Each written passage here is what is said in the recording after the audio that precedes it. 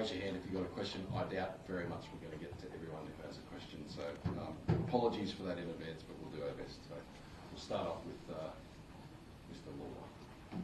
Got a team for us, Patrick? And if not, what's holding it up? Double barrel.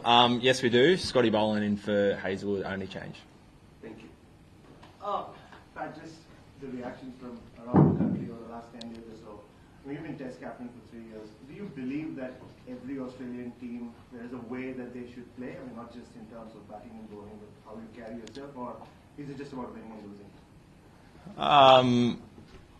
I don't really know about a certain Australian way. I think, I always try and work out what I think is best for, our guys, what's going to play to their strengths. And then, of course, you've got some responsibility to play a certain way, within, hopefully a style that the fans are liking and kids are wanting to tune in for. But, no, we don't tend to look too far in the past or forward. It's more about who's our 11 players, try and play to their strengths. Mitch Marsh hasn't bowled in the nets this week. Are you expecting to bowl in the match? Yep. Made the call with the medical team over the last couple of days, just to give him another couple of days off bowling. But, expect him to warm up and, if required, will bowl. And, I'm guessing probably will be required at some point. Hi, Pat. Just the recent statement of Michael Clark about Virat Kohli, that Virat Kohli scoring century in the first Test match is more scary. And considering his record in Adelaide, your thoughts? Honestly, don't really have too many thoughts on that. Sorry. Yes, sir. Yeah. Pat, how difficult it is for you? There were multiple reports about there's divide in the dressing room. David Warner said a few things to Adam Gilchrist's question, and then there were multiple things about Travis had said there's no division. But how do you see that? The whole statements and everything coming out. Josh Hazelwood saying a few things. How do you see that? Look, the team's great. Some of the commentators got that 100% wrong. So the team's great. We've prepared like we always do, get around each other. It's a great feeling around the team. We don't make too much of it. How's Marnus sort of been tracking this week? Have you noticed anything in him in the last few days? He's training well like he always does, hitting millions of balls. I think it's pretty impossible to kind of dismiss or ignore some of the kind of commentary around perhaps being a little bit more proactive. So I think you've seen that side of him in the nets. I think, the challenge is always going out there and making sure you keep that mindset. But he's been great like he always is, always working on things, trying to plan, how he's going to score his 100 this Test. You 1-0 down. It's obviously, you don't want to think too far ahead, but it's enormous to come back from 2-0 down. How much pressure on the team is it to bounce back and level this series here in Adelaide? I think any Test match has pressure. When you're down, there's that, a little bit more, especially when you're at home. But we've been in similar situations, whether it's, World Cups or other series where, you're in must-win kind of situations. We're not quite there yet, but we love playing here. We love playing Australia. We know we weren't at our best last week. We've got a few things to work on. This week's been great. Everyone's really focused on kind of ahead and excited for the challenge of the next 4 Test matches. But everyone's got a lot of personal pride, professional pride. So, there's pressure on you any time you play, even just from that, let alone the scoreboard being down 1-0. This side has had a lot of success, but it's been a pretty extraordinary reaction to one Test. Do you feel like there's almost a little bit of a desire to see this blow up or see this side fail? Look, hard to say. I think, when things don't go right, there's enough commentators that will support you, but also some that will, of course, try and create some headlines. And it doesn't really, we try not to take too much notice of it. We just go about our things. We concentrate on, as I said, trying to play our own way, trying to give ourselves the best chance of winning games and try not to get too caught up in anything else. What about the fact that everyone talks about just before it take a while to get used to, just even starting innings or a series or whatever?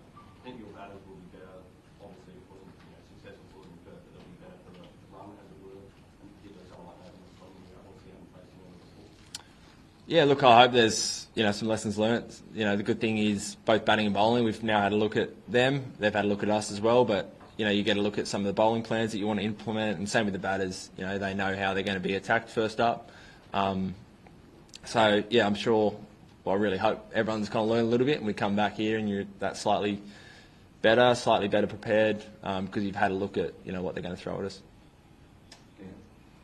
Pat, can you tell us what was actually wrong with Mitch Marsh?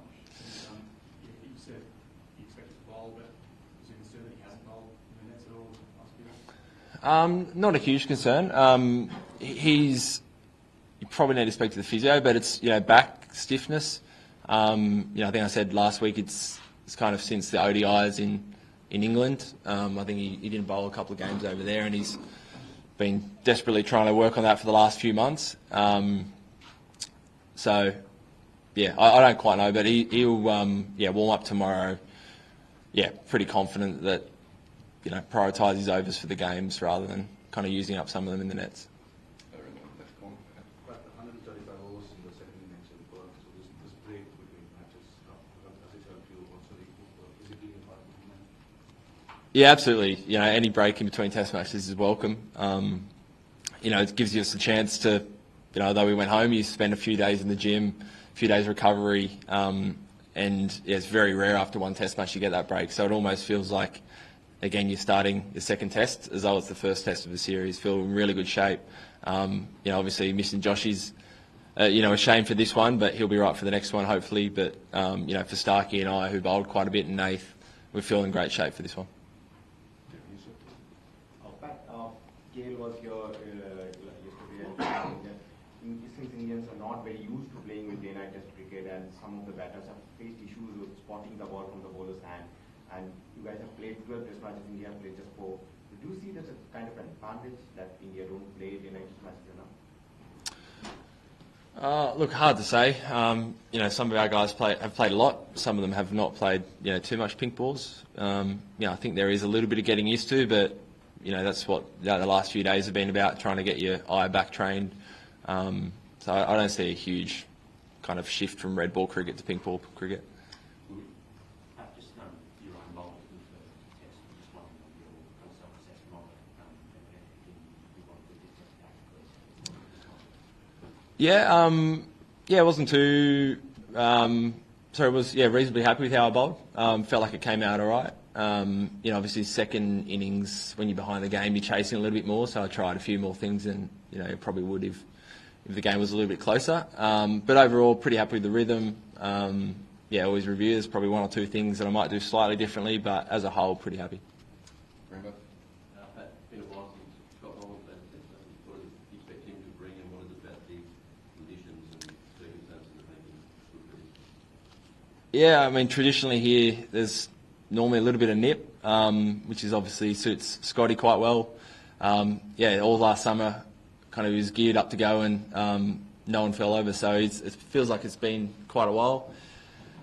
Obviously had a good little hit out in Canberra a couple of days ago as well, so his prep's been really good. He's happy with how it's coming out and his rhythm.